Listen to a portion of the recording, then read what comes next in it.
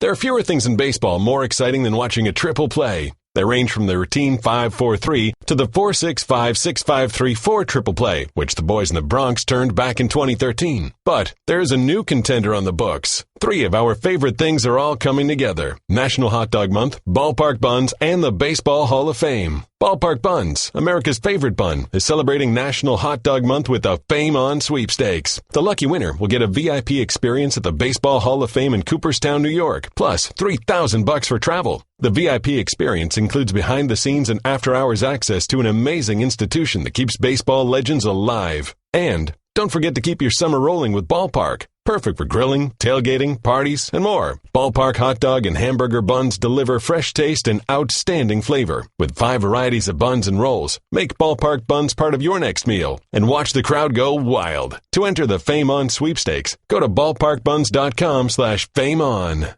Hey sports fans, if you're heading out to watch the game and need a fill-up, why not join the Fuel Rewards program and earn rewards on Shell Fuel? Members save on their Shell fill-up every day. So sign up free today at fuelrewards.com/ESPN. Good morning, everybody. Happy Friday. Welcome in. Glad you're here with us as you get set for what we hope will be a splendiferous weekend for you. Is that a word? It is now. Okay. Trey Wingo here with Mike Golick. Understand something, Yes. people. Yeah.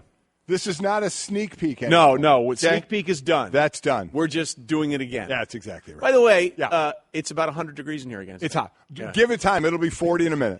The last time we made that, it dropped about 30 degrees inside the studio. There is no middle ground here. That makes sense with us. Yes, it Again, does. Trey Wingo, Mike Golick in. We are on ESPN Radio, ESPN2, and the ESPN app presented by Progressive Insurance. All phone guests appear via the Shell Pennzoil Performance Line, and follow us on the 1-800-Flowers.com Twitter feed. So lots to get to today. But first of all, I just want to say I'm glad I'm here. Why are you glad you're here? Because there were a couple of things over the last couple of days that might have precluded me from being here. How so? Well, couple of things. First and foremost, I did something Wednesday that which was a lot of fun and for a good cause, but I was terrified the entire time. Oh, that's when you rappelled? Yes. Yeah. I rappelled down a 22-story building in downtown Hartford to raise money for a You were actually on the outside of the building and you rappelled down? Yes. And it was a great idea until they said, "Okay, now step off the edge." And I'm like, "No." I think I tweeted you and asked if you soiled yourself. I brought extra garments just in case. Okay. It was the most terrifying thing I've ever done. Really? In my life. Have you ever bungee jumped? No.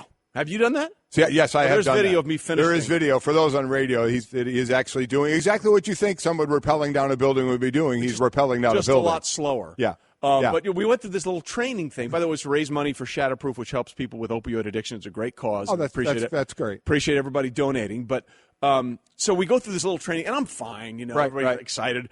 And so we get to the roof, and then it begins a little more real. Yeah? Don't look down. Oh, I never looked anywhere but straight at the building. They're like, enjoy the view. And I'm like, no, I'm looking right here. That's it. So anyway, we get up there and we have this little training seminar. And the whole thing about rappelling, have you ever done it? I have not. Have you bungee jumped? Oh, yes, I have. Really? Yes. That's the next thing. Were you terrified? Not really. I enjoyed it. I actually did it Good twice for you. because it got filmed, and the first time the guy forgot to run the camera. So I had to go up and do it again. That would be so bad. I thought, there's no doubt I'm dying the second time. Oh, my because of gosh, but that would luckily I be the didn't. worst. Yeah.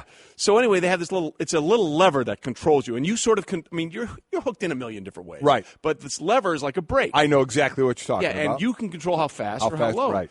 how slow you go. So at one point he said, even if you open it up all the way, eventually if it feels you going too fast, it'll stop. So we're practicing on the roof with about a little 4-foot thing. Right. And he says, just open it up all the way and you'll see what I mean. So I open up all the way, and I fell and hit the roof. And I'm like, I would prefer that not to happen when I'm over the side. 22 stories. He goes, well, you didn't really get it down there all the way. And I'm like, what do you mean I did this? And so I take it you didn't open it all the way? I did not open it up all the way again. Yeah. But they were like, now, take your time, enjoy the view. And I'm like, no, I'm just going to, At some point, though, because it probably, the way you were going, 22 stories, it probably took you about 3 hours for as slow as you were going. At some point, didn't you feel comfortable enough to kind of look around? Nope. Just maybe push off the wall and go through a window like you see in the movies? Tom Cruise in Mission Impossible. No, that was not happening. No, not happening. It actually took me like 5 minutes to get down. At some point, I was like, okay, how fast can I feel like I'm going down without thinking I'm going to? So if you went up and did it again, would you go down faster and look around? No, I think I'd take more time and maybe look around a little bit. Okay. Because I was like, just do this. Just focus on getting down the hill. So that's a cool thing. That's a cool thing. I've never quite seen that as a way to raise money. Yeah. Because you try and raise money in all kind of different ways, but that's pretty cool. It was good. It was a lot of fun. You? Thank you. So I'm happy to be here with you. And then, of course, I was didn't get much sleep last night either. Yeah, you were on a little trek to New York. Went a little trek to New York to see my boy Marty Fish play a little tennis. Down at the Billie Jean King Tennis Center, which is in Flushing, right there. So that was kind of self-induced. Yes, that was my own fault. Well, yes and no. Yes and no. Yes and no, because as we're getting ready to leave, because it's 2+ hours back and forth, it is. right around there with no traffic at that time of night. We're getting ready to leave, and the guy I'm with is doing one of these things. Doing one of those. Looking around. I'm like, so you're looking at him saying, okay, you can't find something. And it turned out to be the keys to the car? Keys to the car, to his house, to everything. Lost the keys. Yep, lost the keys in his jacket. So I'm like, oh, this is terrible. And the whole time I'm thinking, I don't care. We need to go. So as you're looking for the keys, at what point did your feeling bad for him that he lost the keys turn to anger at him? About 10 minutes. 10 minutes? I gave him a 10-minute grace period. Okay. That was it. We were there for another 45. Where are the keys? So it was like, find the keys. It's like that line from the episode of Friends with Joey. I want to go! Yeah, that had to be tough. So we got in much later than anticipated. Yeah. So I'm now apologizing for any verbal mistakes. Well, I mean, you do that when you get all the sleep in the world. Right. So really? But see, this is my disclaimer. Yeah. So I'm good. I'm good for this Friday. Well played. So anyway, glad to be here on about 30 minutes sleep last night. So we're in good shape. So that seems like a good place to start. Off the top. There you go. Well done. We are rolling. Mm-hmm. And the Nationals are rolling. Tied a franchise record with 8 home runs as they beat the Brewers 15-2. They became the sixth team in baseball look history. Who's screwing up now. Sorry. You have that effect on me. To have 5 home runs in an inning, first since 2006, and the Brewers, they hit 8 home runs overall. Harper and Ryan Zimmerman had 2 each. Here's who I feel bad for. The Brewers pitcher, this kid was making his first career start. Hey. I call him kid. I actually don't know how old he is. Hembo. Michael Blazek. His first career start. Well, I guess if you're going to come in with a blaze of glory. That's it. He went out with one. He became the first pitcher, again, his first start. In his one start, he became the first pitcher in baseball history to allow 5 home runs in an inning and the 9th pitcher since 1900 to allow 6 home runs in a game. So he's in the record book. Wow. So he's in the record book. Oh, man, that poor kid. Well, That's a bummer. You know what, though? You know what that means? Yeah. It's going to get better. Yeah, it can't get much worse. It can't get much worse. Wow. And you're in the record book. He's 28 years old. And it will turn around for him. Off the top. We continue.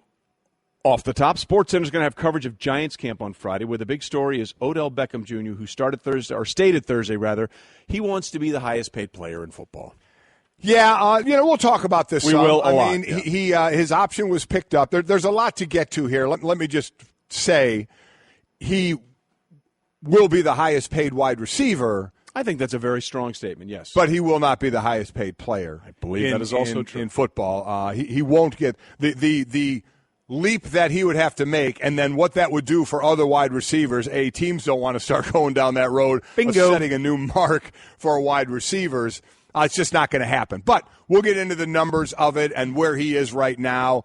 They did pick up his 5th-year option. He's going into his 4th season, so technically 2 more years. But I have a feeling they'll get the deal done next year. I think he'll be the highest-paid receiver, but it's not going to be the money he wants as the highest-paid player in the game. And I think it's great that he wants to be the highest-paid player in football. Okay, yeah. I want to play golf like Tiger Woods in 2000. Yeah. Not going to happen. I wanted to be one of the greatest football players to ever play the game. And you... Well, I see what you're Unless going. you played some Tecmo Bowl. You were killer in career Tecmo Bowl. Skyrocketed You in Tecmo were Bowl. killer in Tecmo Bowl. So, again, we'll talk more about that, but what you want and what you get are usually 2 completely different things, and you have to be satisfied with where you end up in the middle. Off the top. More football. And it's, by the way, it's nice that camps are going on. We got more teams reporting today. It's a wonderful time of year. Le'Veon Bell also looking for a new contract. No surprise, really, that he didn't report to training camp Thursday with the rest of the season. Again, he hasn't signed his franchise tender yet, and there's no negotiation. He can only play for this. He can only for this. Yeah. You can only play on a 1-year deal right now, which is worth $12.1 million. By the way, he's the first player in NFL history to average 100 yards rushing, 50 yards receiving per game. Again, he missed the first 3 games.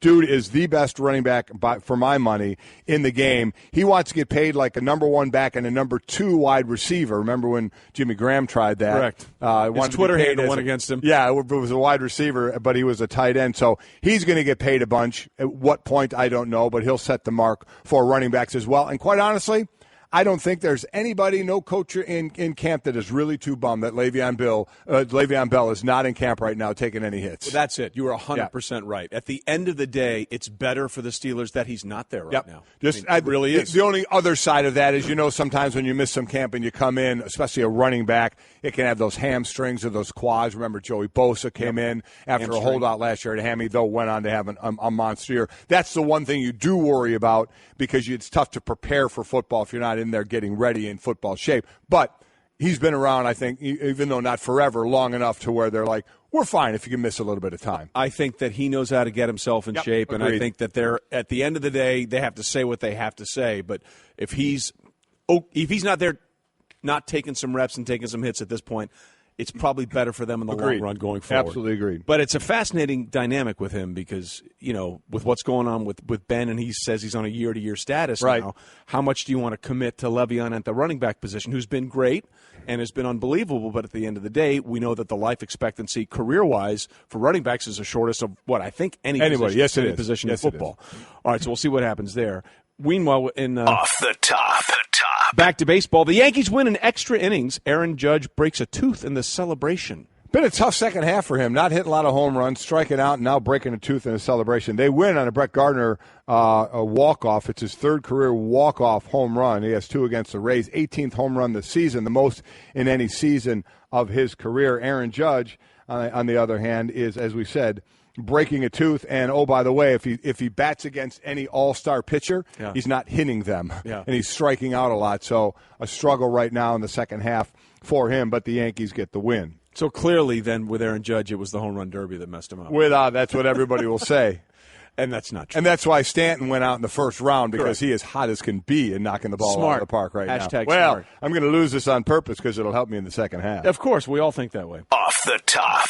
And we finish up off the top with Ravens coach John Harbaugh saying he won't rule out signing Colin Kaepernick, although they have signed another quarterback since then. They have a guy named David Olson, an Arena Football League quarterback. Olson played under John's brother Jim when Jim was coaching at Stanford. Olson was a quarterback at Stanford. So that's who they signed. But as we'll get into, that doesn't mean that Colin Kaepernick may not still be on the radar for them. But they did pick up another arm to throw some passes in camp. Well, it's interesting. Hembo, I don't think he actually ever threw a pass at Stanford, did he?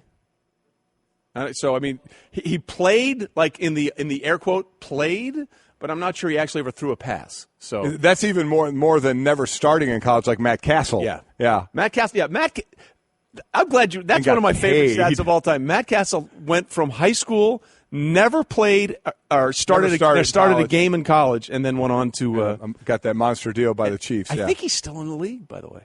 I think Castle is still in the league, is he not? Hembo, you're 0 for 1, trying not to be 0 for 2. Oh, we'll figure that out. But he'll give me some WAR average for the eighth shortstop for the whatever. All right, that is off the top, and we roll on one more time. Sure, one more. Off the top. There you go. Woo! We are off and rolling. We are. Okay, so we ended up there with a little bit of a Ravens story, and there is another Ravens story that's out there, and it's getting a lot of attention for a lot of reasons. Offensive lineman John Urschel, who was going to be competing to be a starting center for the Baltimore Ravens, abruptly has retired at the age of 26. And one of the reasons that he is retiring, he cites the recent CTE study, which said, 110 out of 111 NFL brains were found to have some form of CTE. Right. Now, for those of you that don't know, John Urschel is a brilliant human being. Brilliant. I mean, I remember studying for him when we were doing the draft, and I was like, I hope this guy gets drafted, because his story is amazing. Just a little background on John Urschel. When he was in high school, his Twitter handle for a lot of years was Math Meets Football, and he wants to be a mathematician going forward. When he was in high school, he would go to I think it was SUNY Buffalo, but I can't remember exactly which one. A high school to take advanced math classes, right. at a local college. And obviously he's a big guy. So other students in college thought he was a college student, not a high school student. So he ended up tutoring college students as a high school student. Right. So then he went on to play at Penn State. Right. And at Penn State, they had a schedule set up where it reminded them these guys are available for practice these days. These guys have classes these days. And for Urschel, there was a separate color-coded category. It was a different color than he can practice or he has class. And it was a code for he's teaching class. Yeah. So John Urschel taught class at Penn State. And an outlier on every form of the scale that you could possibly be on. He wants to be a international chess champion. He does a bunch of that stuff. He's just a really fascinating guy. He really is. And so for him, the idea of not being able to use his brain to its capacity, I think, was a really, really big deal. And, he had a concussion last year or 2 years ago. I can't remember which one. And he said, it took him – he went through the process of it took me 3 weeks to get back to where I was cognitively thinking the way I was before and all this kind of stuff. So for John, on an outlier who had a plan, and I think that's the thing, like whether it was you, Mike, or anybody – people need to understand that football is an entry point to the rest of their life when they play. And they have to look at it as that and not the know-all, end-all. And unfortunately, not many of them do. You go in and you think, this is my life. I'm going to play for 15 years. Yeah, and then I'll worry about what I'm going to do after. And then that's a mistake a lot of athletes, pro athletes, make, is preparing for that next life because you're going to have one. Now, in this day and age, depending on who you are, you can make enough money to where you could really, have your own choices on what you want to do. But as far as John is concerned, listen, based off, I know you looked at that article, and we've talked a lot about that article, and how it was even Ann McKee, who did the study from Boston U, said it was a biased sample of the 110 out of 111. Because you're not taking – people are giving you the brains because, hey, we think there's a problem. So we understand that going in. We've gone through this discussion, and we'll continue to go through the discussion. The bottom line is I keep saying, and people yell at me when I say we need more study, yet every smart doctor out there is saying the exact same thing, yet everyone wants to yell at me when I say that. I won't yell at you, I promise. I appreciate that. But one thing you get is, and here's the biggest difference, you're talking about pro athletes, see these guys are old enough to make their own decisions, but then you bring it back all the way to youth football and the next group on through. It's two different groups that we're talking about. The pros can make their decisions, and guys have made decisions to walk away from football at under 30 years old. Now, listen, if you made it to 30, that's a hell of a career. Correct. The average is you get out at 21 years old, and the average is 3.5 years. Do the math. You're 24, 25,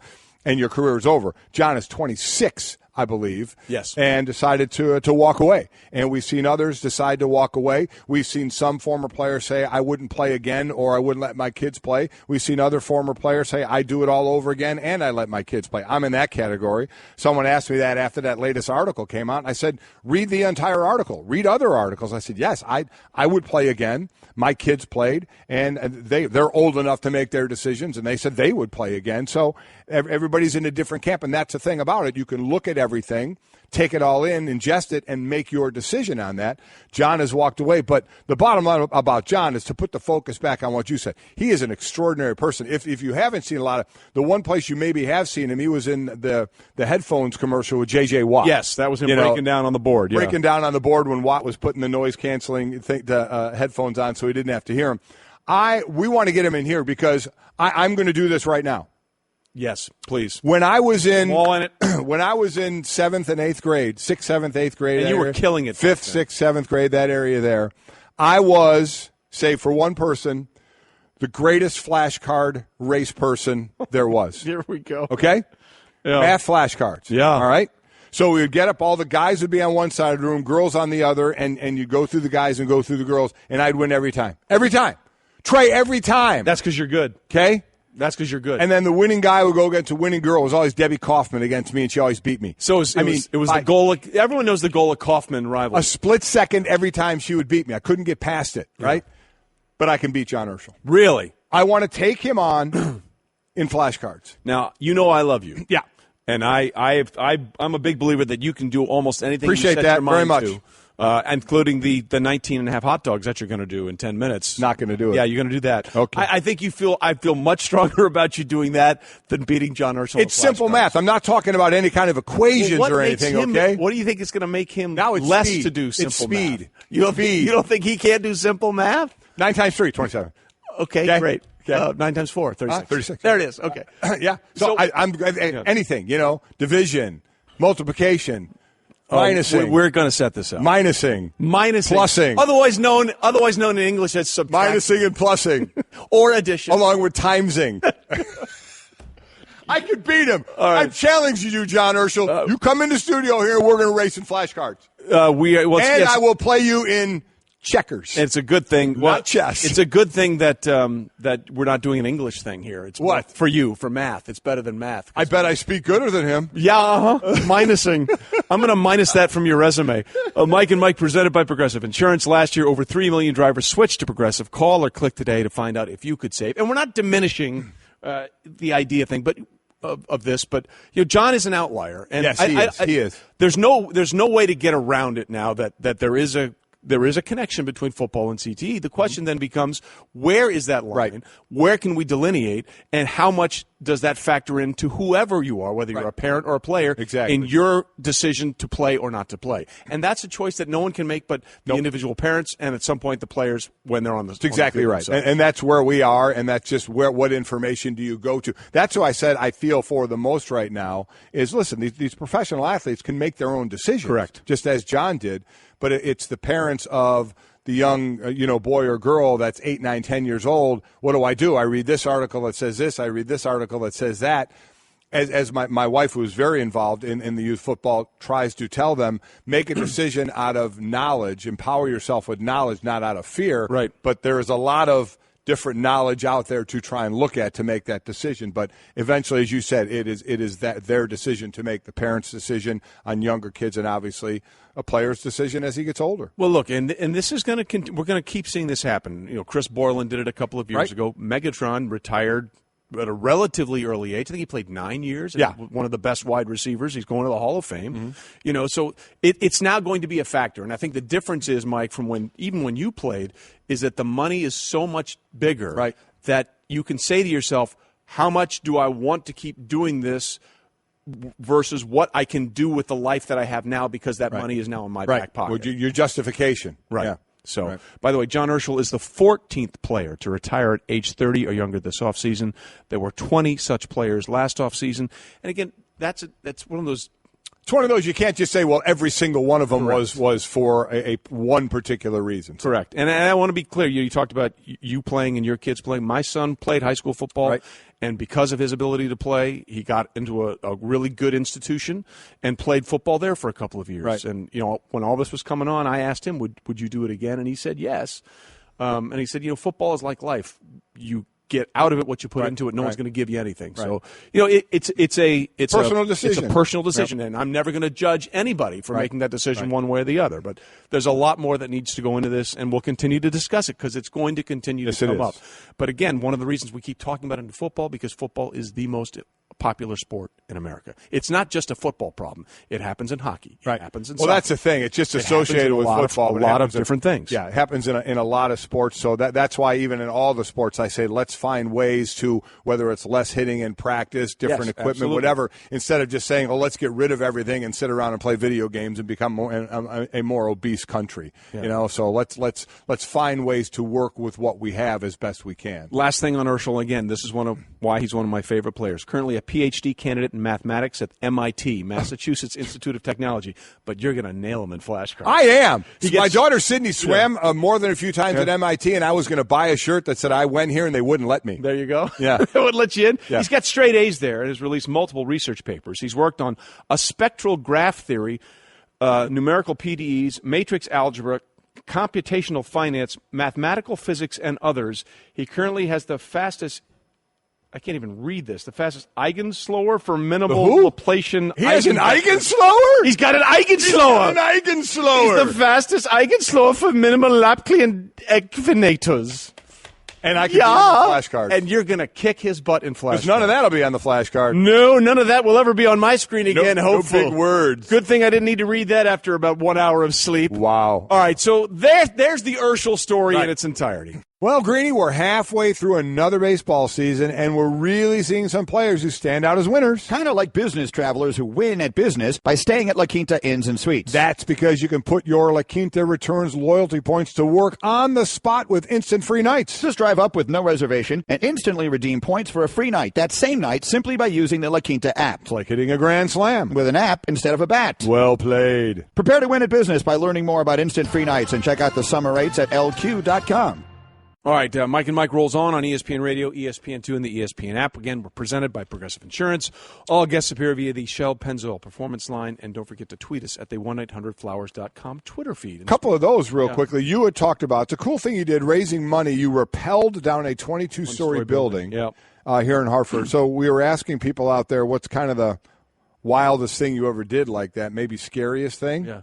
First thing, guy tweets in, Derek, talk back to my mom. That would be terrifying. Don't do that. That would be bad. Now, the second guy. Blue? Yeah. Blue, you're my boy. Our boy Blue? You're my boy. If you're on video, that's me rappelling. If you're seeing on the that's me falling down a building. Yeah, carefully. sliding down a rope. He said ran up on an adult bear. Ran up on an adult bear. That's just stupid. Well, it is. Now, I'll say, we don't have the full story. And Blue, we love you. You're our boy, Blue. I was in the area of doing that one time, but decided to run up on an adult bear? See, there's an explanation. Yeah. Chris and I walk we have the 3 dogs. Yeah. We have a place through the woods that we go. A lot of bears in our town. And at one point, I saw the bears up ahead. I saw 2 big bears crossing the path about 20 yards where we were walking, and I quietly told Chris, grab the dogs. Right. She got Harry, our young pug, and Tahoe, our older lab, but Hank decided to be a man. He was going to go take our, on the bear. Our tan pug, yeah. And he took off. Yeah. So I took off. So now I'm running after my dog who's running after the bear. So basically I'm running at some bears. Yeah. But for a heroic reason. Luckily, the bears don't want anything to do with us, and there were no cub bears involved that my dog was going to play with, which would made the big bears turn around and get angry. Correct. So they just took off. But given the circumstance, sometimes you may have to, if your dogs or somebody is in a bad situation, you got to run up on it. And I was screaming loud. They said make a lot of noise, and it was working. Those bears were taking off. Thank God. Well, it's funny you say that because I was once jogging. There's a thing called Rails to Trails in Avon, which is where we live, which is great. And there's it's an old railway that they turned into a running trail. And I'm jogging along the trail, and I'm like, wow, that is a big dog up ahead. Yeah. It was not a dog. It was a very big bear. Yeah. So technically, I was also running up on a bear. But you know what? As soon as I saw the bear, I bet you stopped. We're going the other way. Yeah. We are turning this puppy around. Direction, no doubt about it. Yeah. So that was our situation. That was that. So you're running up on a bear. Yeah. You got that. You got that. We're not running up on a bear anymore. No, we're not. All right. So the bear thing is bad. Yeah. Don't do that. don't do the bear thing. Okay. So we had this survey. Yes, we did. Came out yesterday, which I thought was very interesting. Right. And the headline was, Anthem protests led poll of reasons viewers turned out NFL last year. Now, again, a headline. A headline is meant to do one and only thing, right? One thing only. You'll get there. I have faith in you. Wait, which one of us was up with no sleep last how about night? it? Come how on. about it? But I'm working your flashcards. It is clickbait. I mean, you read that and you say, got to read it, and you click it. But when you dive down in the weeds on this one, we got to back off a little bit. Okay, so they're basically saying it was J.D. Powers and Associates, or J.D. Powers. Are there associates anymore, or are they on their own? I don't know. So we'll figure this out. So it said the pollster said it asked more than 9,200 who attended either one football, basketball, or hockey game, whether they tuned into fewer games, and why. And 26% of those who watched fewer games last season said the national anthem protests, some of which were led by Colin Kaepernick, were the reason. Well, here's where it gets really interesting. First of all, if you go down to the bottom paragraph, which is really the lead here about viewership down in the NFL last year, it said NFL game viewership on networks that broadcast games was down an average of 8% for the 2016 season versus the season before. Before the election of 2016, November 8, games for the first 9 weeks were down 14%. The final 8 weeks saw a drop of only 1%. So we can pretend and people can say whatever they want their reason to be, but the numbers usually say it's something else. Yes. So they can say it was the other reason. Clearly, the numbers indicate that wasn't the reason. It was because we were consumed by that election that we all went through. Without a doubt, because other networks were down. Certainly the news networks were up. Let's John Urschel this thing. Yes. Okay? Let's math it up. We have some numbers for this. Yes. That even we'll understand that John Urschel would have to come down to our level. So 9,200 people surveyed, right?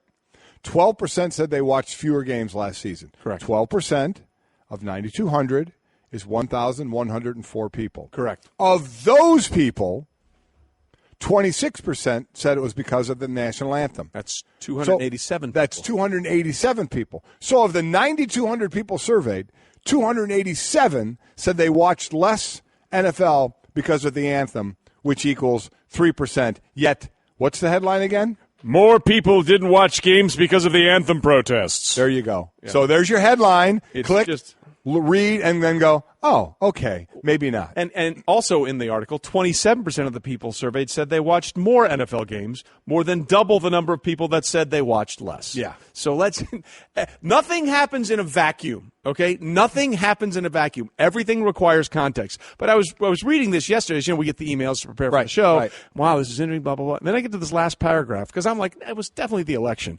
It was down 14% before the election and a drop of only 1% over the final 7 weeks of the season. Come on. Yeah. It's right there. So just take that last little nugget you had at the end of the survey, put it up there, and make sure you people understand. But you don't want to do that. No, you don't want to do because if that was the first paragraph after the headline, you'd stop reading. Anthem protests. Yep, that's exactly right. Anthem protests. Hey, baseball season is heating up, as you well know. And tune in tomorrow for the Dodgers as they host the Giants, presented by Ballpark Buns. Coverage begins at 3 p.m. Eastern on ESPN Radio, ESPNRadio.com, and, of course, the omnipresent ESPN app. So, look, we're not saying that some people didn't legitimately not watch. We're not saying that. Absolutely, we're crunching the numbers in a very John Urschel way. It's John Urschel Day. It's here. John Urschel Day. Yes, it is. Every day is John Urschel. There you go. Every day is John Urschel Day. And I will beat him in flashcards. You will not beat him in flashcards. Yes, I will. Now, how are these like the big flashcards? No, they're like four, like the giant poster size ones? No, not giant posters. Everybody knows what flashcards are. You just flashcards. You just flip them and you just race. It's about speed. Yeah. Simple math, speed. I will take down John Urschel. 12 times 4. Huh? 12 times 4. 12 times 48. There you go. I didn't hear what you said at first. Okay. 36 times 42. I can't do that. No. That's 7,403 times. What are the Hemble? What are those eigenvectors that Urschel did? Yeah, we need to Hemble. That's the show. The rest of it, you need to look up what eigenvectors are. It's something John Urschel does really well. Yeah. And fast. Whatever an eigenvector is. Sure, but he's very good at it. Yes, he is.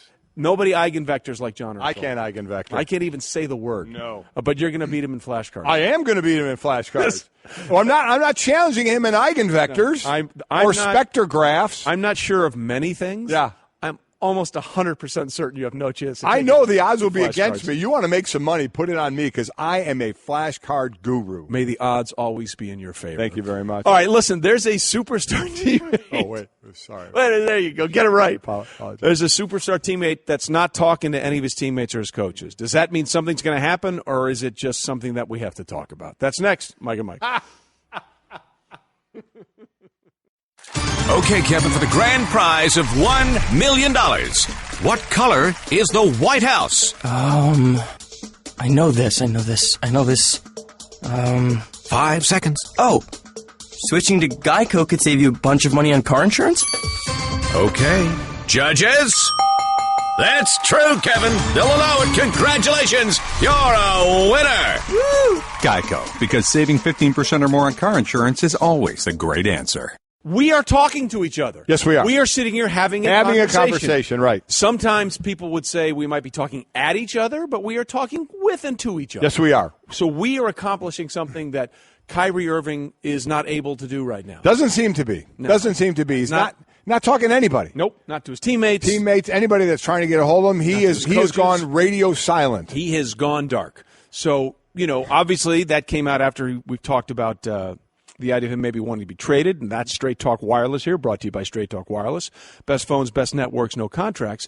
So what's going on here? What actually is happening? Let's listen into what Tom Haberstroh had to say about Kyrie remaining silent. if you look back in April 2016 against the Atlanta Hawks, there was this clip that's gone viral where LeBron James is basically treating Kyrie Irving like a child on the bench, screaming at him, poking his finger in his shoulder, and Kyrie's just standing there looking straight ahead. Like he's that teenager who doesn't want to hear from his dad. And LeBron James was not happy about it. That was telling to me. Of course, we've seen that with Mario Chalmers and Dwayne Wade in Miami. But Kyrie Irving, man, he was an all-star starter before LeBron James came to him. And he obviously wasn't hearing that at that time. And now he doesn't want to hear it at all. Apparently, Jason Lloyd reporting from The Athletic that Kyrie Irving's not even taking calls from the Cavs right now. It's bad. Are you kidding me with that? Not the reporting on Tommy, but if that is truly what is that kind of thing is upsetting Kyrie, get over yourself. I've said this the other day, and we don't know everything down deep of what's going on. We don't know. A lot of people don't think LeBron and Kyrie actually hate one another. I'm sure everybody has disagreements, but we're not there every day. We don't know.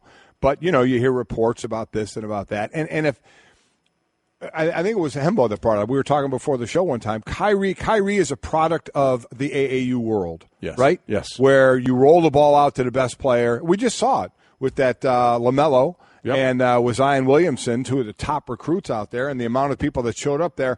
How many basketball people said that basketball is horrible in AAU, but you have these stars, and look at the draw, so you have people that are tuning in.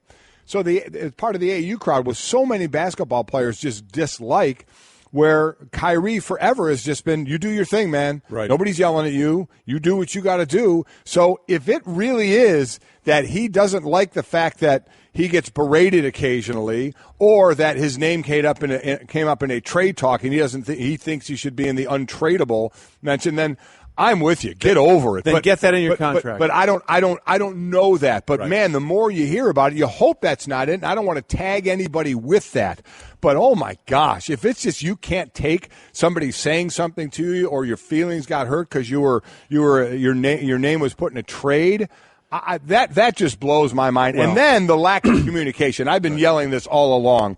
How can adults? And he's 25, so he's an adult. Okay, he's been in this game 6 years. You're a pro. You're an adult. What is this not talking to anybody? I never understood that. Well, that's also the difference between what the sport you played in football and I think in a sport like basketball, where there are one or two guys that dictate the entire team, really, in that sport. Whereas football is much more of a tangent of people working together, whether it's 11 guys on offense or 11 guys on defense. But you're right, and look at the bigger picture, for God's sakes. Here's the thing I don't understand about this Kyrie wanting out. You're playing next to arguably the greatest player of a generation. You're playing on a team that is pretty much guaranteed to make you to at least the conference finals and get to the finals every year and have a chance to win. Yeah. As our friend Herm Edwards says, you play to win the game. It seems. So why would you want to break that up over something that seems, if that's the case, something fairly insignificant? Because let's go back and look at Kobe and Shaq. They won 3 straight titles together in the early 2000s, and then Kobe had to be the man, and Shaq was standing in his way of the development of his game, and they split up. Shaq went on to win 1 title with the Heat. Kobe went on to win 2 more with the Lakers. Put them together. How many more do you think they would have won? I know. Played together with the Lakers. It blows my mind, yet it Isn't happens. that the most important thing? It doesn't seem to be at times. So, and I guess that's what we see. So while I have a tough time comprehending it, it happens. And we see it happen at times, but it doesn't mean I'll ever understand it. And I don't know if we'll ever know the true reasons of all of this. I have no idea. But to not just have a conversation, even if you're allowed to do, is that the fear of not having a conversation, that you might disagree? Yeah. So what? You may disagree.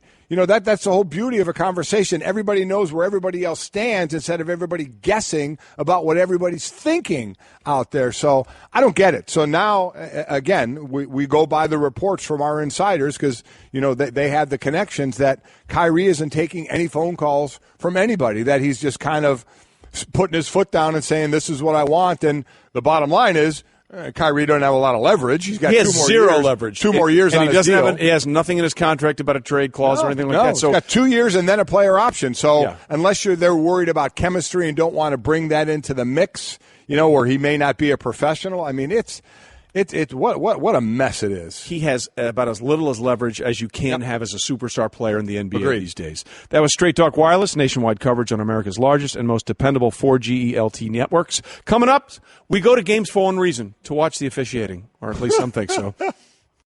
You're listening to Love Advice with Leanne. Caller, you're on the air. Hi, Leanne. Long-time listener, first-time caller. Why, in your professional opinion, do you never take my calls off the air? Is this Carl?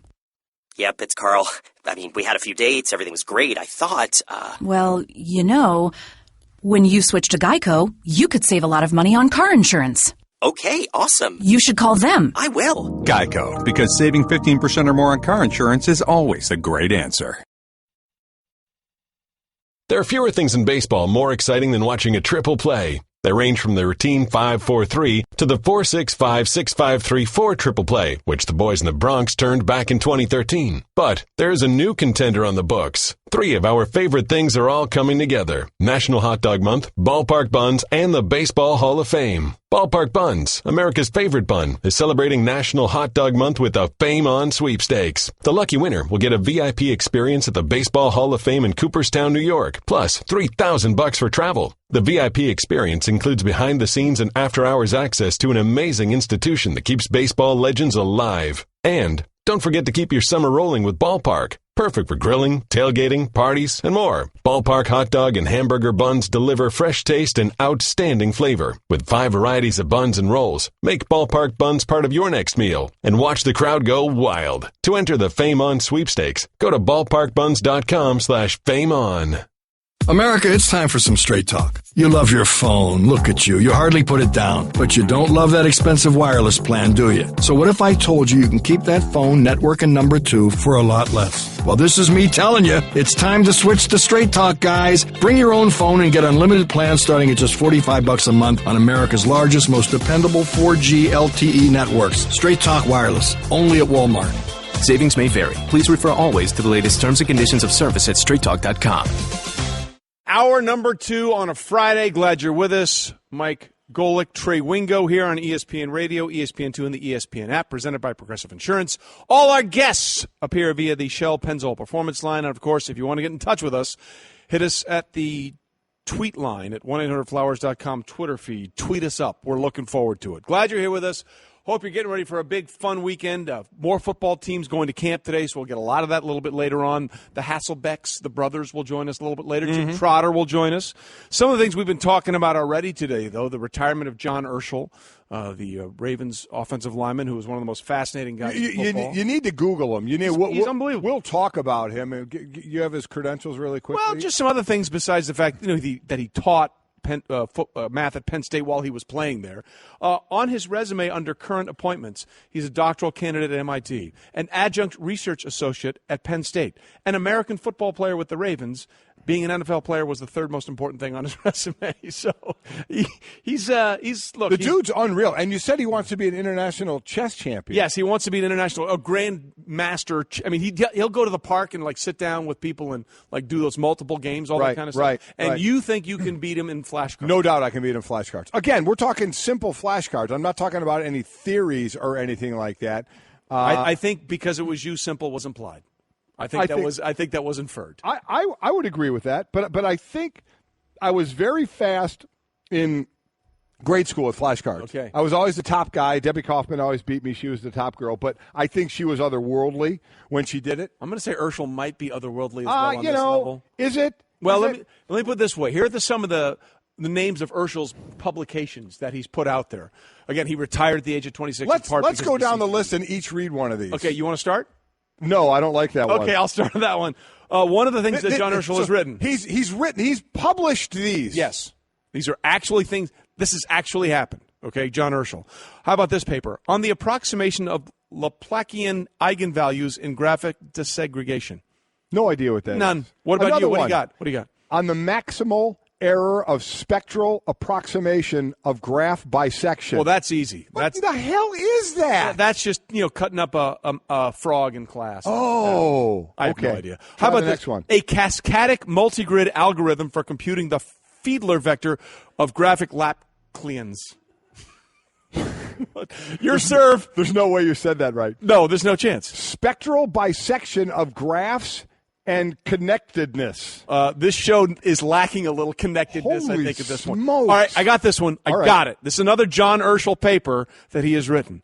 A space-time multigrid method for the numerical valuation of barrier options. You did that well. Nailed it. Barrier options have been the thing that has held me back my entire life. So many options. Yeah. And so many barriers. Yeah. Instabilities in the Sun-Jupiter asteroid three-body problem. Well, I mean, we all know that three-body problem. You know, I was sitting next to people last night and thinking I was really we talked a lot about the three-body problem. I've dealt with my one-body problem for a long time. But and you're finally winning. You're finally winning. But we went with Sun-Jupiter asteroid three-body problem. This guy is ridiculous. We are going to get him in but here. But you're going to beat him at flashcards. I'm going to beat him, and we're going to have a great conversation with him because he's a fascinating human being. He really is, who just happened to be a large offensive lineman playing in the NFL as well. And he really gives credence to when I say the offensive linemen are the smartest players on the field.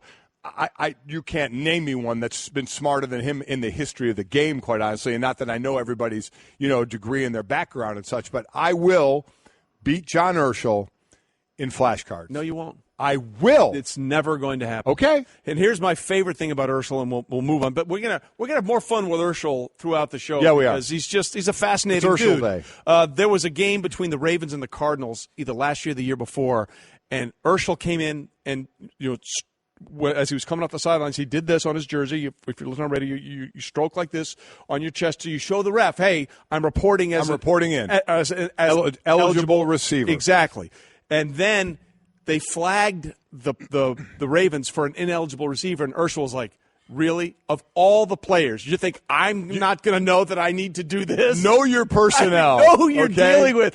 First of all, he's the smartest guy in football, and then he comes in there, and you see on the replay him literally doing this. I'm coming in. I'm coming in. No, John, you were the one that didn't know you were ineligible. Get out of here with that. So we'll get John Urschel in for a bunch of reasons. I would love to talk to the guy. I think it's fascinating. Quickly, some of the other things we did. Trey rappelled down a 22-story building to raise money for a charity, which is fantastic. So we're asking everybody, and you were terrified. Completely. You brought a change of clothes in case you soiled yourself. Several pair. So we have out on Twitter as well, 1-800-Flowers.com Twitter feed at Mike and Mike. What has terrified you most? Bruce says the most terrifying thing I did was taunt an alligator. Why would you taunt an alligator? Again, on a small ledge, only a foot. On a small ledge, only a foot and a half above the water before it lunged. Yeah. Well, that's your own fault. Okay? Yes. I agree.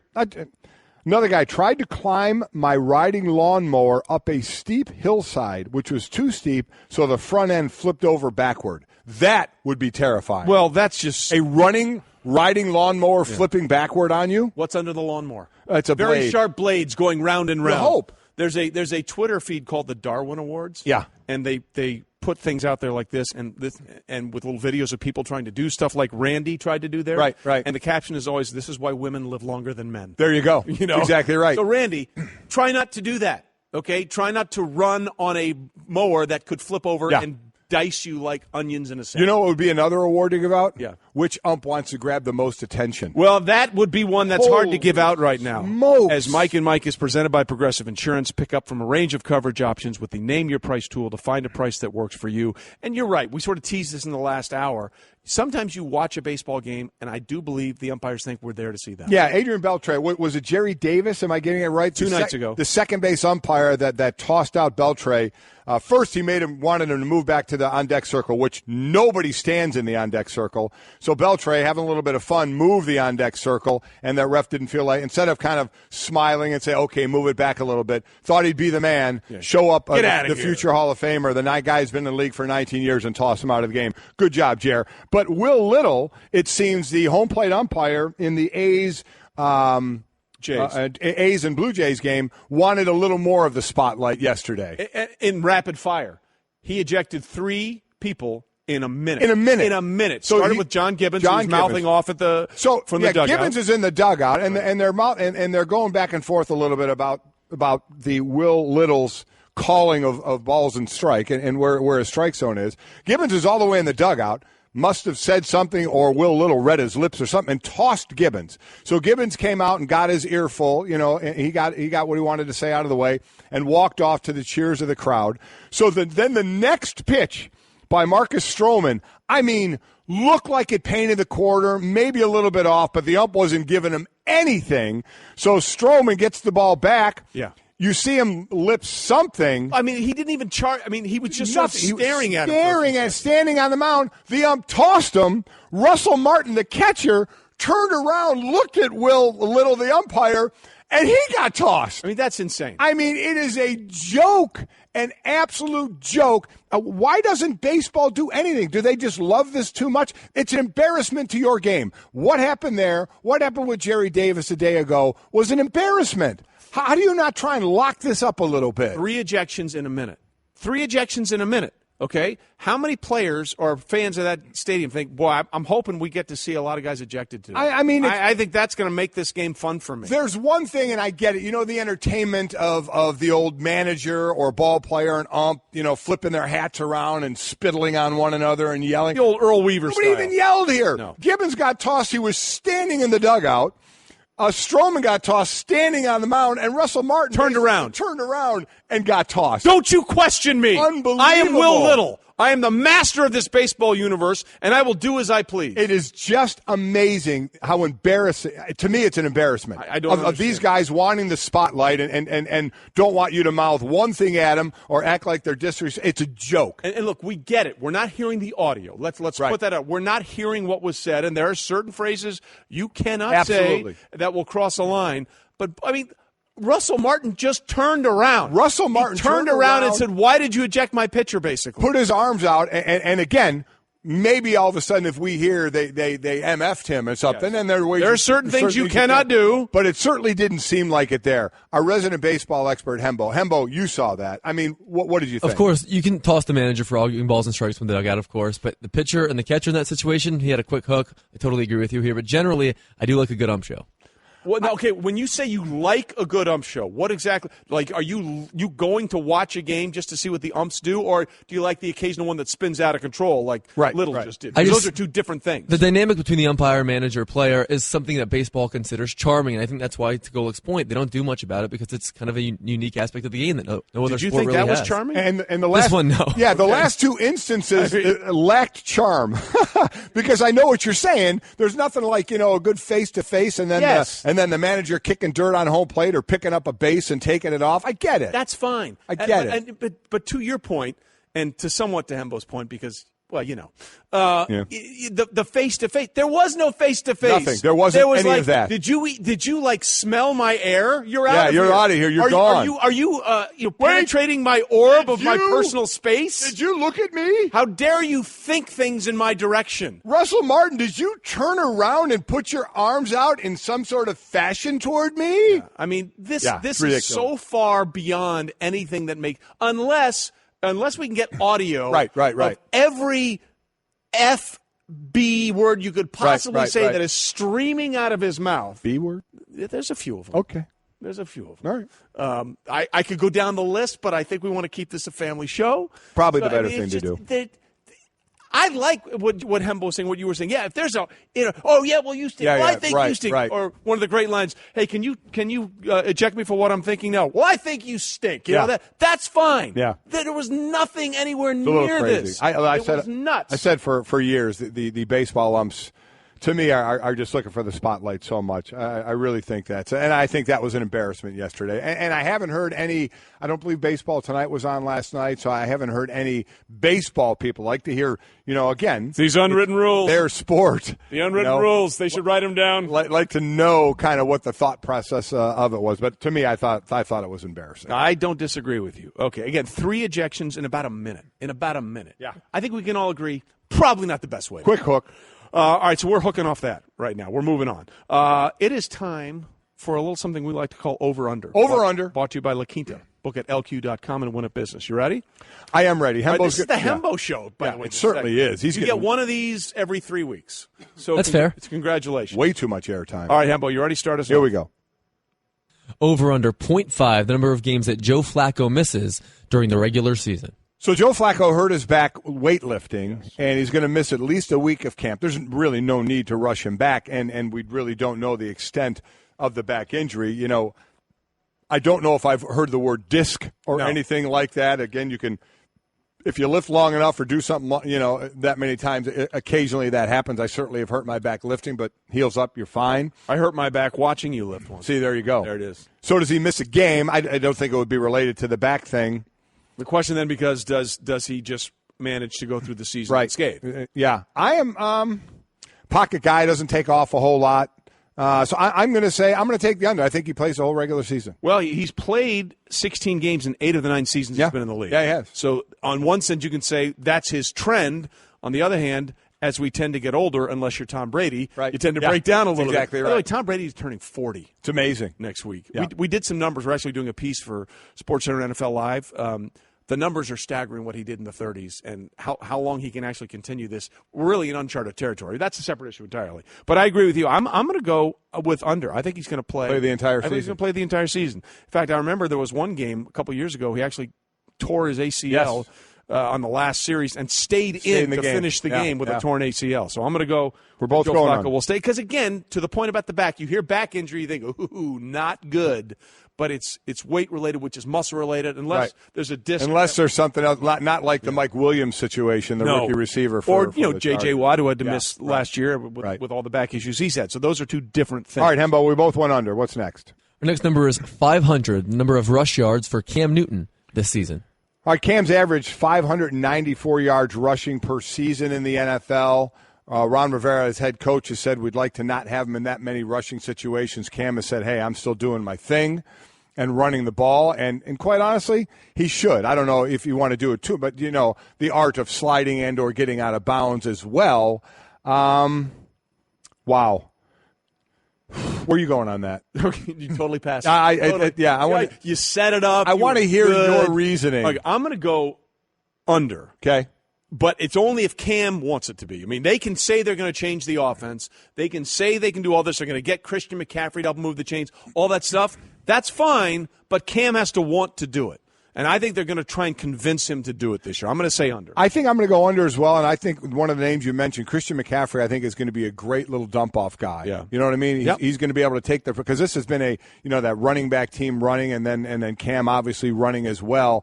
But I think McCaffrey's going to give him a lot of chances of going other ways here and get rid of the ball and not have to run with it and get the ball in his hands to make some yards after the catch. So I'll go under as well. You've talked me into it. Well, thank you very much. That was so convincing. Well, but here's the thing. I have a personal theory on running quarterbacks. Okay. I think they're like the nuclear deterrent. You want the threat of them without actually having to use it. I agree with that. You know what I mean? You want defenses to plan for it. And we got to prepare for this, but you really don't want them to. What you want is when a running quarterback breaks the pocket and still behind the line, you want the defense coming up after him like he's going to run, and then he just dumps it. Correct. Yeah. Long putts for par and dogs that chase cars. Running quarterbacks don't last long in the NFL. That's the way it goes. Okay. All right. What's next, Embo?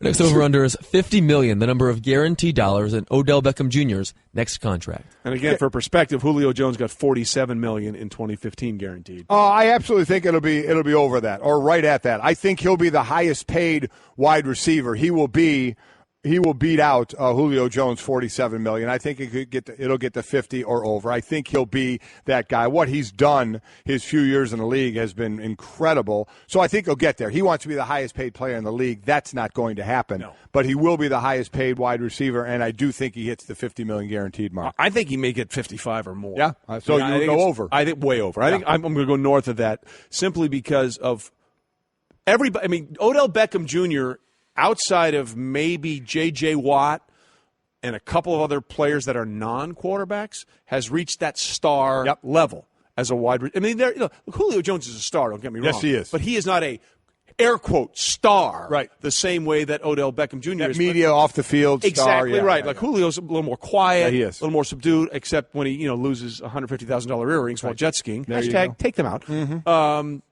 I'm glad I missed the nipple discussion, by the way. Yeah, it was a big discussion. We'll get into that because I have extra qualifications there. Okay. But that's a separate issue entirely. Yeah, but so he's a star of stars in New York. So I think he's going to generate a lot of money for a lot of different reasons, and he's a selling point for that city, the number one market, and one of the most power franchises in football.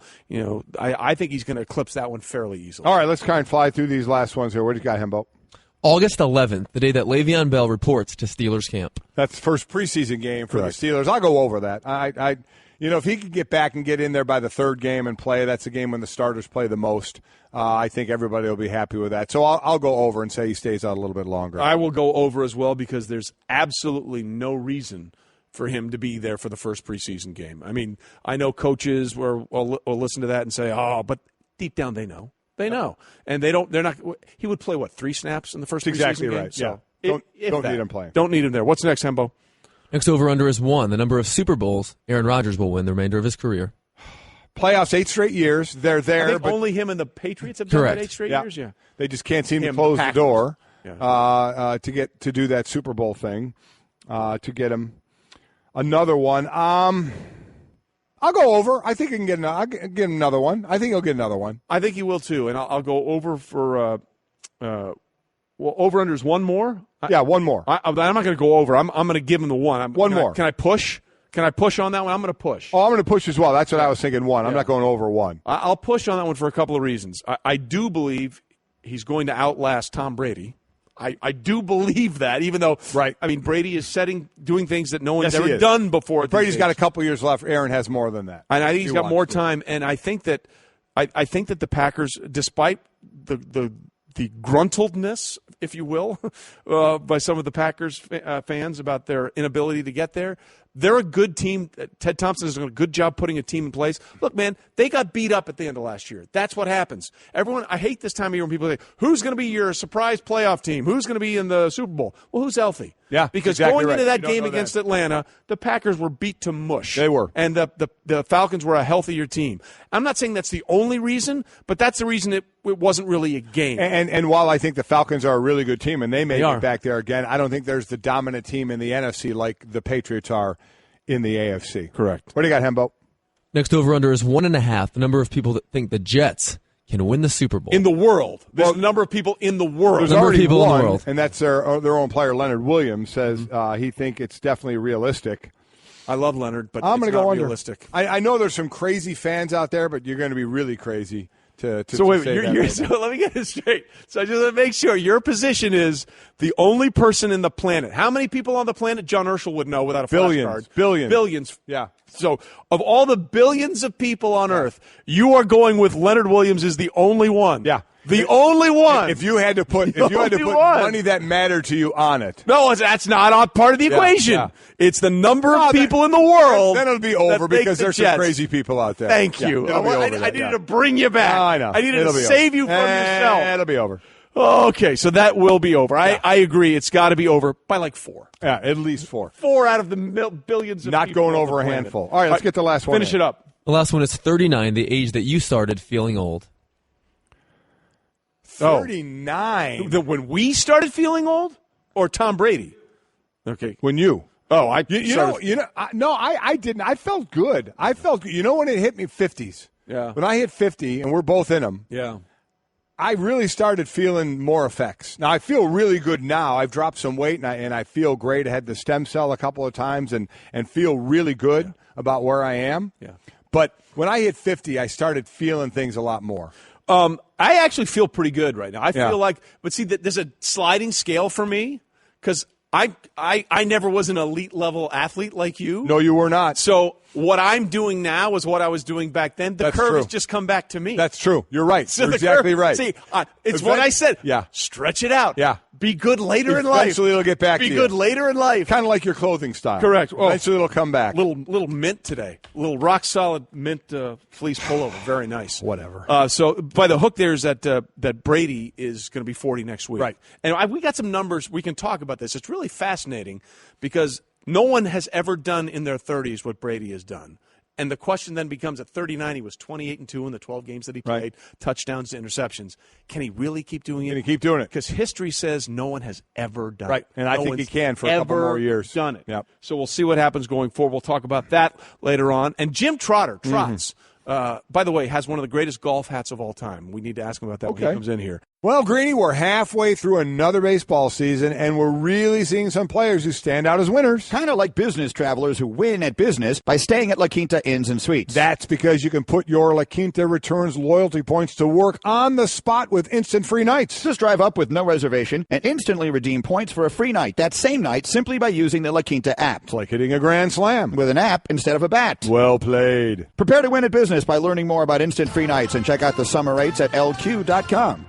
We really need to get a list going of weird, bizarre celebration injuries. Because we think about Bill Gramatica, Stephen Tulloch, I think Willie Young, torn ACL celebration. Yeah, those are back in bad 40, celebrations. 50-point loss or something, and then someone punches Aaron Judge in the face and breaks a tooth. Breaks a tooth. Hembo, Tough do your call. Hembo thing. Work on that. We'll get back to you.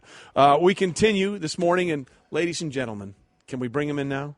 Can we bring him in now? Just pan back if you're on the TV side and soak into the dulcet tones of Jim Trotter. Wow. Trotz is here, NFL insider extraordinaire. Look at if you're on TV, we got a little aqua blazer going today. It's Here nice. We go. Thank it's you. like we could almost we're working off each other. Absolutely. Like a little mint green thing going there. Golick went basic black, which is very nice. Yeah. Slimming. That's how I roll. That's how you do it. And we're glad to have Jim Trotter back with us this morning. Lots to get to with you, my man. But let's start first and foremost with one of the reasons you're here. You did this deep dive on Jerry Jones for his Hall of Fame induction, which we will both be in Canton next week. We're looking forward to that, our little annual soiree out there that we have a good time with. Jerry Jones seems like a person, Jim, that we know everything about. Right. He's been there ever since that opening press conference. We're going to get involved from the jocks to the socks when he bought the Cowboys back in 1989. What did you learn about Jerry that was interesting to you that you really hadn't thought about before this last little interview? Yeah, Trey, for me it's more of when you have these people who are great at what they do, whatever the profession, I'm always fascinated by what makes them tick. Why do they see the world differently? Why do they see business differently? And so with Jerry, he's such a character that I wanted to find out as best I could what were his motivations? Where do these philosophies come from? All these different things. And with him, they go back to North Little Rock, where he grew up, and the dinner table above his family's grocery store, and all the lessons he learned from his mom and his dad. And so when you watch him today, if you know his background, everything that he does is tied to those lessons that he learned at that dinner table. And so to me, that was fascinating. Then I learned a little bit about his family and his love of family and how close they are. I didn't know, for instance, that when his daughter went away to college to Stanford, that he bought an office space out there, and his wife literally went to some classes with his daughter Charlotte. That's how close they were at Stanford. So she was in the classroom? She was in the classroom. Or when Stephen... Bet the daughter was really stoked about I was that. about to say, Mom, give me some space. As he said, she tolerated it. Yeah. Or Stephen, his first day at the University of Arkansas, comes back to his dorm room after practice, and Jerry's sleeping in the bunk bed above him because he wanted to be there for his son's first day. Those sorts of things. That's what he's all about. Yeah. That is where is the line in talking to others, with the organization about him? That line of he's very, involved he's too involved as an owner, where an owner maybe should be, heard a little bit less. Look, the reality is, Marty Schottenheimer taught me this. Ownership has its privileges. So regardless of what Jerry does, if anyone thinks it's too much, he's the owner. He can do what he wants. But I asked Stephen Jones, I said, what's the biggest misconception about your dad? And Stephen said that he's a dictator. And he said that Jerry, and this kind of threw me too, that Stephen refers to his dad often as Jerry, because, I think if I called my dad by his first name, I might be on my butt. But he said that Jerry takes input from everyone. And then he may have an idea of which way he wants to go, but he wants all of that information and he filters it, and then he makes a decision. It's not as if your opinion doesn't matter. And so to me, that was kind of interesting as well, because when we talk about the draft, the one time Jerry took umbrage with me, I'll say, is when I said to him about that the perception that he has taken a lesser role when it comes to the draft. And you have Stephen and Will McClay and these people who are making decisions. And he didn't like that very much. In Jerry's own country way, he tried to put me in my place and correct me that, no, he's still involved. He has always been involved, and the ultimate decision does rest with him. Well, as former President Bush once said, I'm the decider. Yes, sir. Yeah. There's no question that Jerry is the decider. And again, Jerry, one of the class of 2017, that includes Kurt Warner, Jason Taylor, LaDainian Tomlinson, Kenny Easley, Terrell Davis, and the second pure kicker, Morton Anderson, going into the Hall. Love that. Jan Stenrud. That is very cool. We've had Ray Guy break through. A couple years ago, was the first pure punter to go into the NFL Hall of Fame, or the Pro Football Hall of Fame, rather. But there are other issues with Jerry, Jim, unfortunately, besides just his Hall of Fame enshrinement. There's a lot of stuff going on with this Dallas Cowboys. The Lucky Whitehead thing, there's no way you can spin it as this looks good for them. It turns out to be a total disaster. And he is now saying that he is completely convinced that there was nothing with Ezekiel Elliott's allegations of domestic violence before he actually played in the league. Although there's still, according to Adam Schefter and many other insiders, there's going to be some sort of penalty. What is Jerry's position on this? Why is he so clear? Look, Jerry is nothing if not transparent. You know what he's about. Yeah. Jerry will tell you he grades on a curve. The greater the player's talent, the greater his tolerance for their missteps. What I found fascinating with the Ezekiel Elliott situation is that he has essentially painted both himself and the league into a corner. Without question. You know, when you come out and you say not only is there no evidence, there is no he said, she said. As I understand it, Roger Goodell is deferring to Lisa Friel on this. And that's part of the reason this investigation has taken so long. And so now if they do come out and discipline Ezekiel, to me, more than in any other case, you've got to present the evidence now that shows that something actually happened. Because here you have an owner saying, there's not even a he said, she said in this case. So however this plays out, to me, it's going to be great theater going forward, until there's a resolution. Well, that's what Jerry loves more than anything. Oh, he loves that. He loves that. He loves the drama. A couple of other things going on in the world of the NFL as camps get going. Any chance, do you think Odell Beckham Jr. becomes the highest paid player in the league? No. I mean, the highest paid player in the league is going to be a quarterback. Yeah. It's a quarterback-driven league. So I figured I'd get the easy one out of the way. I appreciate that. The other, John Urschel retires, and there may be people out there that really don't know who John Urschel is. He's been a backup offensive lineman. He has started games. He has started games, and he was working to be the starting center this year, and he's retired at 26. We talked about what an incredible, from the academic side, how smart he is, but he retired at 26 and brought up the CTE situation as part of his thought process. Where do you think that goes from players' minds? Do you think that trend continues at even younger ages, or because we just look at it a lot of times from the NFL side? Absolutely. I think we've seen a trend over the years. Now, there's not going to be some mass exodus, as some might think, but there will be players, a handful or more each year, who decide that this isn't for them, and they're concerned about their long-term health. And I think that's tremendous. I think that's what this is all about, is having the option and the opportunity to make decisions on your well-being. And that's why I think as much information as these players can get about CTE, about health issues, the better, so that they can make informed decisions about quality of life for themselves, not only now but going forward. Well, that is the thing. I mean, look, we're seeing a lot of people. Chris Borland did it. Megatron retired a little earlier. At the end of the day, our former colleague Merrill Hodge always said, just understand what your parameters are. Right. Understand what your options are. Absolutely. And John Urschel is a guy who had bigger things that he wanted to do. He came into the league knowing that, look, this is going to be fun, but this is also going to be fun for me. And at some point, those two lines are going to mesh, and there's going to be a crossing point where if I go this way, I may not be able to do this way anymore. And he's at that point.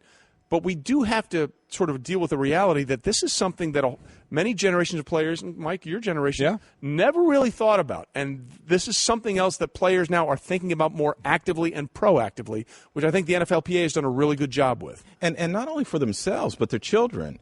I remember I was at the Players Association meetings 2 years ago, and I went around to a bunch of the player reps, and I said, do you have kids?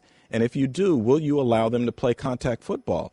And I was surprised at the number of guys who said, yes, I will allow them to play at some point, but up until a certain age, and usually it was middle school or high school, they are going to have them play flag football and not contact football. So clearly they're giving a lot of thought to this, not only about themselves, but their children going forward. Yeah, about when they're going to start. Sure. And youth football has started the thing this year called rookie football, which is kind of in between flag and 11-on-11 tackle football. So I think that's good to add another level. Let's end this on kind of an interesting, humorous maybe note. You live in San Diego. I do. Is Phillip Rivers really going to commute from San Diego, keeping the family there, got a lot of kids, isn't going to uproot everybody, going to commute to L.A. every day? It's not L.A. They're training in Costa Mesa. So from Phillip's house to Costa Mesa, depending on what time of morning he leaves or what time in the afternoon he comes home, he might be able to get there in a little over an hour. He's going to have a driver. You know this. You leave so early in the morning that he's likely going to miss a lot of the traffic. And I know in California we have a lot of traffic. I was about to say the non-rush hour traffic is 3 to 4 a.m. No, it's easier. It's pretty bad. He will go early, and I'm sure he will come home late. But you have to know Philip, and Philip puts family first, and therefore he is going to do as much as he can to not disrupt their lives. And so I'm not surprised that he's doing this at all. But it's not like he's making a 3-hour drive every day. I tell you what I'm surprised about, Kobe Bryant. Yeah. One word, helicopter. Right, just chopper it up. I mean, seriously. Yeah, but let's be real here, Golick. NFL money and NBA money is quite different. But you know what? Phillip Rivers is making some pretty good coin, though. Kobe Bryant was making some great coin. Yeah, no, that's true. How about this? Hey, agent, get him a helicopter. Get him a helicopter deal. It's exactly Hi, I'm right. Phillip Rivers. Family's important to me. That's why I trust Aviation One. There they you get go. Me from Costa Mesa back to San Diego twice a day, every day. Do you have to go with that twang in your voice? He's from North Carolina. He's from North Carolina. Jimmy Sexton, are you listening? Yeah. There you go. Oh, yeah. I think Jimmy could make this happen. I think so. Let's be pretty That's clear. the deal to I'm get. fairly certain Jimmy Sexton could find a way to make this work. So, Philip, Jimmy, you're welcome. Yeah. Trotz, always good to see you. Thanks, man. The piece, the SportsCenter feature this Sunday, Jerry's World, about Jerry Jones and the world that he's created for the Cowboys. And we will talk about your floppy hat. He has the greatest golf floppy hat. Yeah, you were of all saying, time. yeah. It's enormous. Multiple. You lost one of them, right? I did. So we had to go back and get Canton. several. Yeah. In Canton, Ohio. You haven't lived until you've seen Trotz in that floppy golf hat. Mm-hmm. Brother, good to see you. Thanks, man. If I don't see you before, we'll see you in Canton, Ohio, coming up just a little bit. So we're talking football with Trotz. Yes, we are. Let's talk a little more football about one player who is not satisfied despite the fact that he's done a pretty good job with his team of maintaining a very high level of consistency. That's next. Stay with us. Daddy, where do babies come from? Honey?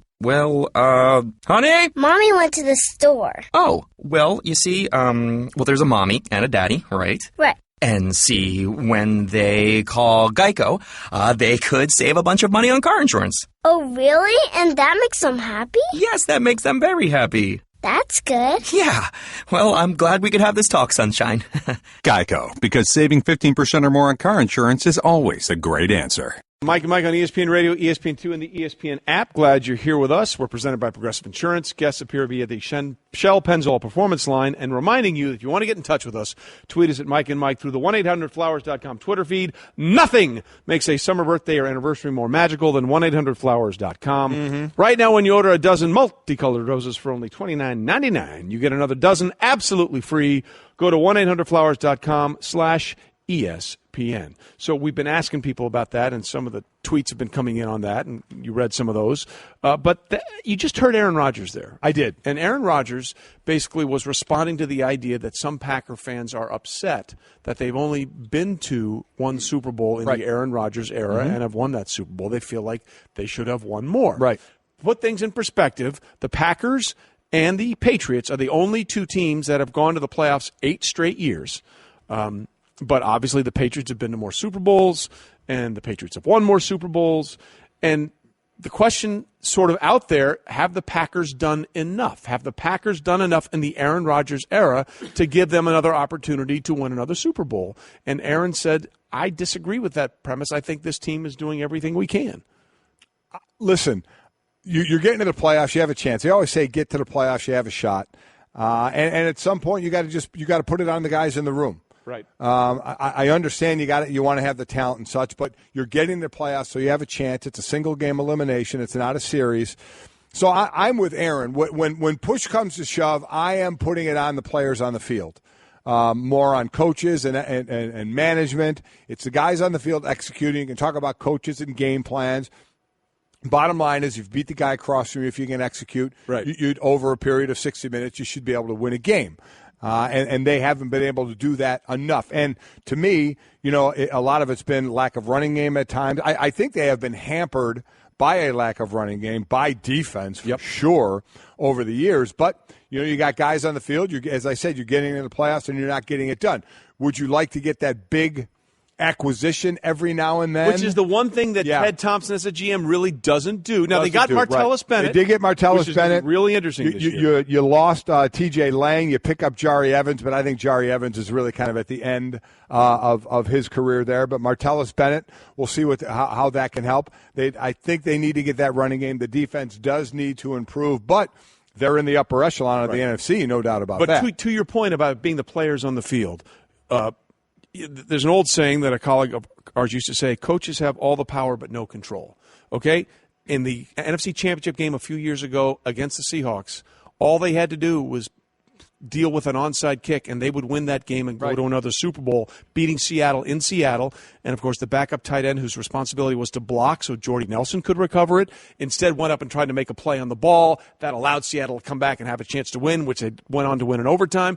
So it was players executing that failed right there instead of the team that was built. Well, and that's the thing, so you put it on the players. They struggled last year from the secondary position, but since 2014, they spent a league-high 5 draft picks on defensive backs. So at some point, you're trying to bring them in. Then you can look to GM and saying, okay, what players are you bringing in? How well are they playing? Clay Matthews, he's always, we talk about him as a linchpin, but injuries have really nicked him up. And that's the one thing you can never count on. Is somebody going to get injured? And then when somebody starts to get nicked the way he does, do you kind of say, well, now we really don't know if we can count on him to get through a season fully healthy to get back to some of the numbers that he had gotten? It begs the better question we can get into the next hour. Would you rather have that one Super Bowl and have to rebuild again or have a consistent chance to win it? We'll talk about that as we continue. Okay, keep your eyes closed. Okay. I want to show you my first ever painting. All right. Okay. Open your eyes. Oh, that's a lot of colors and shades. So be honest. What do you think? Well, I like how if you switch to Geico, you could save hundreds of dollars on car insurance. Oh, yeah, that's true. Yeah. Here, why don't I hold your paintbrush while you call them?